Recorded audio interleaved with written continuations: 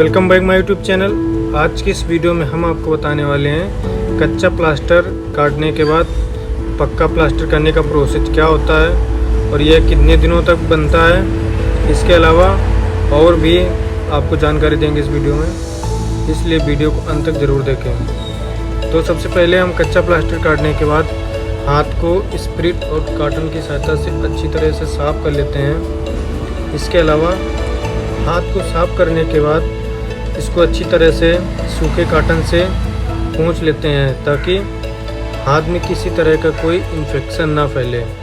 इसके बाद हम इसको धीरे से एक हाथ से उंगलियां पकड़ के और दूसरे हाथ से इसको साफ़ करते हैं और साफ़ करने के बाद इसको एक जगह रख देते हैं। इसके बाद हम फिर जो बाकी सामान लगता है पक्का प्लास्टर करने में उसकी तैयारी करते हैं। उसकी तैयारी करने के बाद हम कॉटन को टूटे हुए हाथ में लपेट देते हैं, यानी कि जहाँ पे हाथ हमारा टूटा होता है, फ्रैक्चर होता है, उस जगह कॉटन से लपेट देते हैं। उसके साथ साथ थोड़ा सा ऊपर नीचे की भी एरिया लेते हैं ताकि हाथ में सपोर्ट बना रहे, क्योंकि पर्टिकुलर जिस जगह हाथ फ्रैक्चर होता है केवल उसी जगह प्लास्टर बांधने का कोई मतलब नहीं होगा, क्योंकि प्लास्टर का मतलब सिर्फ इसलिए होता है कि ये टूटे हुए हाथ को हिलने डुलने से रोकता है, हाथ में सपोर्ट रहता है। तो इसके लिए हमें जिस जगह हाथ हमारा टूटा है या फ्रैक्चर है तो उसमें से हम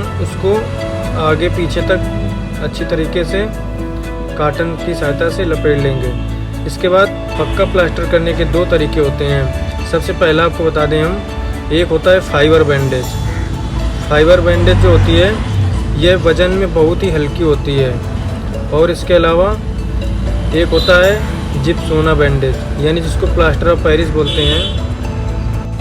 प्लास्टर ऑफ पेरिस वज़न में बहुत ही भारी होती है, इसलिए ज़्यादातर लोग फाइबर बैंडेज वाला ही प्लास्टर करवाते हैं। जैसा कि आप वीडियो में देख सकते हैं, इन्फेक्टेड हाथ पे जो पहले कपड़ा लपेटा गया उसको स्टॉकिनेट बोलते हैं। इसको स्टॉकिनेट लगाने के बाद हम उसको कॉटन की सहायता से लपेट लेते हैं, यानी उसके ऊपर कॉटन का रोल होता है, उसको टूटे हुए हाथ पे लपेट देते हैं। यह कच्चे में भी प्रोसेस होता है, लेकिन कच्चे से पक्के का प्रोसेस थोड़ा सा अलग होता है। इसलिए टूटे हुए हाथ पे हम कॉटन लपेटने के बाद हम ग्लव्स पहन लेते हैं। ग्लव्स इसलिए पहनते हैं कि जो फाइबर बैंडेज होती है वो बहुत ही चिपचिपी होती है। ग्लव्स इसलिए पहनते हैं क्योंकि फाइबर बैंडेज जो होती है वो बहुत चिपचिपी होती है, हाथ में चिपकने लगती है और हाथ में लगने का भी डर रहता है, इसलिए हम ग्लव्स पहन लेते हैं। और बाकी बिना ग्लव्स के कर सकते हैं, लेकिन उसमें से क्या होगा, फिनिशिंग नहीं आएगी। तो सबसे पहले हम जो फाइबर बैंडेज होती है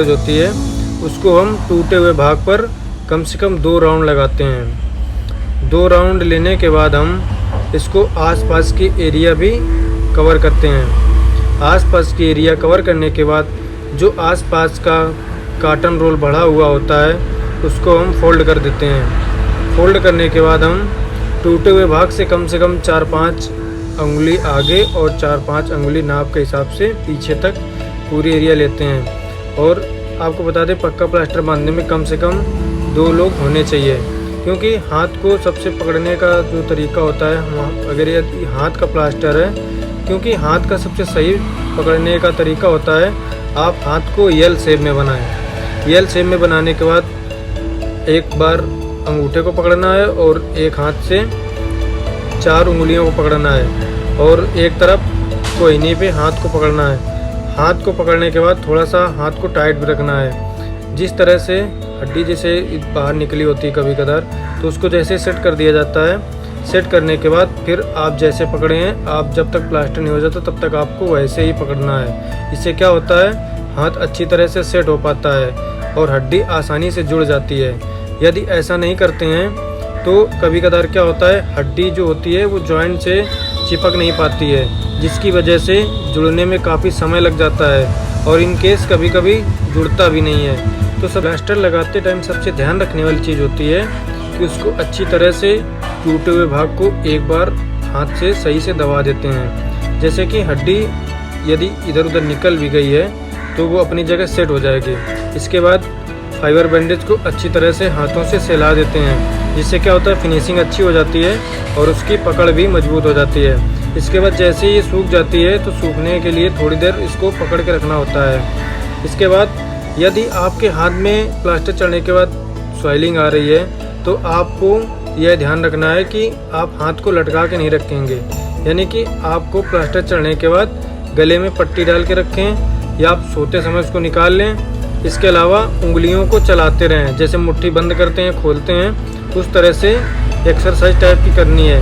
यह आपको दिन में कम से कम 1 से 2 बार करनी है। हाथ की उंगलियों को चलाते रहें, मुट्ठी जैसे खोलते बंद करते हैं उस तरह से। इसके बाद हाथ को थोड़ी देर सूखने के लिए छोड़ देते हैं। और ऐसी जानकारी के लिए, इस तरह की जानकारी के लिए हमारे चैनल को लाइक, सब्सक्राइब, शेयर करना ना भूलें। Thank you.